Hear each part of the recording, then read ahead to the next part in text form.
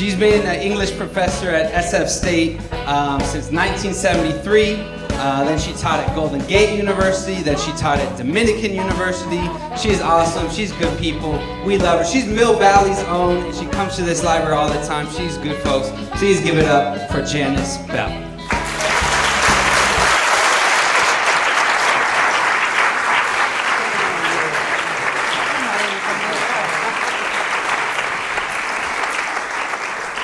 Well, one thing I'm not, I'm going to tell you right off the bat, is a poet. You don't have to worry about that. I mean, anybody who writes a book called Clean, Well-Lighted Sentences, I love grammar and punctuation, which is, I suppose, an extended sort of poetry, but I'm not going to talk about that tonight. I'm going to take you back to 1968, when I was in Scotland for a year, doing a third year of university. I had been at Cal Berkeley. It was nice to get away from there during that era. It was really turbulent. I was happy to be in a calm place. During the spring of that year in Scotland, I signed up with a British student tour to go to the USSR and Eastern Europe. We went to a lot of places. It was very interesting. I think it's the most educational experience of my whole life, which has been long. Poland, East Germany, West Germany, when there was East Germany and West Germany. Lithuania, what was then Czechoslovakia. I mean, all the names have changed. That's how long ago this was. And 4 cities in the USSR, what was then Leningrad, Kiev, Lvov, and Moscow, of course. Well, everywhere we went, we met students in those cities who were studying English and wanted to speak with people who know English, and so that was a nice opportunity for them and a wonderful opportunity for us. We weren't just running around to buildings and hearing a bunch of propaganda, but we could hear propaganda from students. And not really, no. We could have conversations with students in these houses of friendship, or whatever they were called, wherever we went. It was in Leningrad and in one of those houses of friendship that I wound up speaking with a woman who was 4 years older than I. I was 20, she was 24. She was an engineer. Her name was Natasha. And I honestly don't remember what we were talking about until I volunteered that I am Jewish. She didn't know the word Jewish in English. So I took a napkin and drew a Star of David, and her eyes bulged open, and she took my hand and took me out of the building. I had thought it was propaganda. I had thought it was propaganda that those buildings were bugged, but she assured me it was not propaganda, that there were microphones around, and she wanted to tell me that she too was Jewish, and she wanted to tell me what it was like to be a Jew in the USSR. And so we walked around Leningrad the rest of that afternoon. She told me many things. Life was really quite different for a Jew at that time in the USSR. Everybody had a passport. It certainly didn't allow you out of the country. It was more like what we do with driver's licenses. It allowed you to, you had to show it when you got a job, when you applied to get an apartment, when you wanted to go into university, or to apply to university, when you wanted to travel within the USSR. At every step of the way, you had to show this passport. And on this passport, for most people in the USSR, it said where you were born. So if you were from Siberia, it said Siberian. If you were from Georgia, it said Georgian. If you were from Belarus, it said Belarus. If you were a Jew, it said Jew. And you can imagine the rest of this part of the story, that when you went to apply to a university and took the test, you didn't pass the test, you were told. And when you went to get an apartment, the apartment wasn't available. And when you went to get a job, the job had been taken. And when you even wanted to get on a plane to go somewhere within the USSR, there were no seats left. Life was really difficult. I mean, this woman knew what it was like to feel a second-class citizen. It was my turn for my eyes to be widely opened. I had heard a lot of things about the USSR and communism, but I really hadn't heard that, and I certainly hadn't ever encountered a human being standing next to me who was living that. It's really something.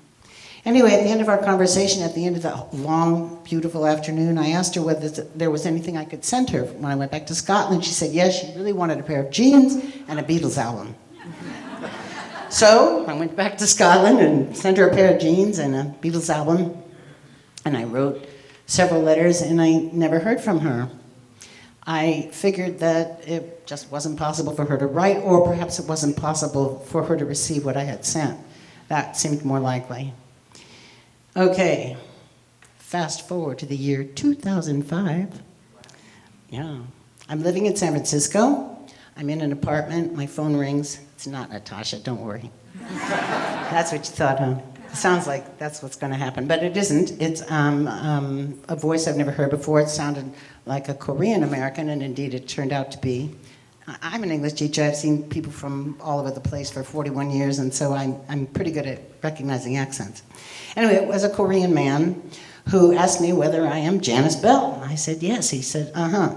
Well, have you ever been to Israel or Russia? I said, yes. Who are you? I've been to both places. Who are you? He said, I'm Young Kim. I'm in San Francisco. I work in San Francisco. I just got back from vacation in Israel, and my tour guide there was a woman named Natasha Karat. Do you know Natasha Karat? Well, the last name I wasn't terribly familiar with by that time, but I did remember the name Natasha. There's only one Natasha I ever met in my whole life. So I said, yes, I believe I did meet her way back in the USSR in 1968. He said, yes, and you wrote many letters to her, and she saved those letters, and she gave them to me, and she asked me to find you when I came back to San Francisco.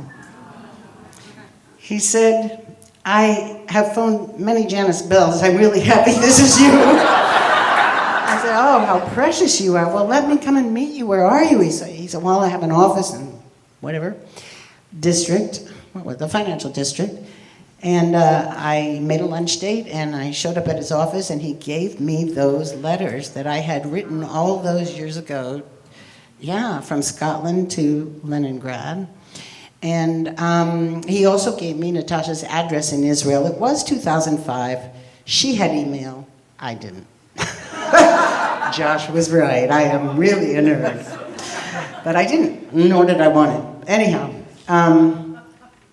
So I wrote her a physical letter. You remember what those are, huh? And she wrote back to me. In my letter, I asked her, among other things, why on earth, when she left the USSR to emigrate to Israel, she took all my letters with her. Because I had learned before that point that when the Jews were allowed to leave the USSR, they could take one suitcase and 50 rubles. That's what they were allowed to take. Now, if you had one suitcase to pack, are you going to put all these letters in there? I mean, it sounded absurd to me.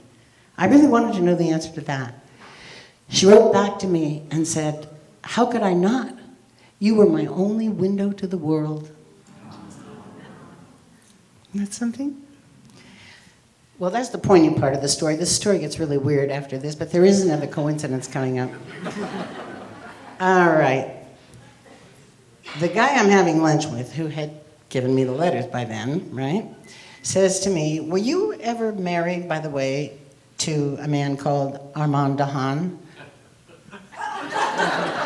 I said, who are you? Are this the CIA? What's going on here? I don't know. Well, what are you talking about? He said, well, I said, yes, I was. And he said, well, I'm an immigration lawyer. Your husband had petitioned for his family to come from France. Indeed, he was from France. Indeed, he did petition his family. Indeed, he had an immigration lawyer. Indeed, I had never known that it was this guy. I had nothing to do with this, except my name was on the petition as well. But I mean, I never went to meet the lawyer. That was his business. And he said that, and that was many years ago, many years before this luncheon I was having. He said that that morning, the morning that he and I were to meet for lunch, he was riffling. Oh, I'm an English teacher, all right. He was going through his files. And some fell on the floor, and among those that fell on the floor was Armand's file, and papers came out, and when he was putting the papers back into the file, he sees my name on those papers, and he wonders, is that the same Janis Bell that Natasha Karan sent me to find? Isn't it strange? Anyway, so it's not exactly related to Natasha, but it winds up being related to Natasha simply because the lawyer's in the middle of all this. It's just an incredible incredible coincidence. Two of them, actually. Anyhow, I was trying like hell today to figure out how to get a book I wrote into this little spiel I'm giving. It is, after all, on grammar and punctuation. I'm going to hold it up for you. And you know what? I found a link. Chapter 3 on verb tense, doesn't this sound exciting? Features a character called Natasha. And she's in all my sample sentences, and the quiz is entirely about her. I had not realized that I had not connected that. I know only one Natasha in my whole life, the one I just told you the story about. And for every chapter of this book, I use somebody's name and make sample sentences and put them in the quiz too. And only today did I recognize that Natasha's actually in my grammar book, and I have a link.